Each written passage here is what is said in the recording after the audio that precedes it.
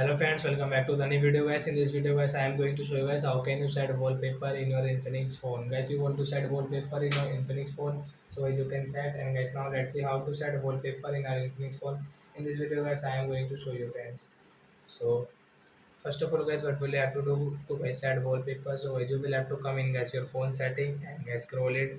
Guys click on guys theme and lock screen settings. So guys we will tap here and guys you can see your wallpaper settings. So guys we will click on wallpaper. So which wallpaper guys you like guys you can set from here. So guys I like guys this green one wallpaper. So guys you can see apply option, tap here. Guys home screen wallpaper, lock screen wallpaper and both of. So guys where you want to set. So guys I want to set guys both of wallpaper. So guys you can see guys your home screen wallpaper and guys you can see guys your lock screen wallpaper in your Infinix phone.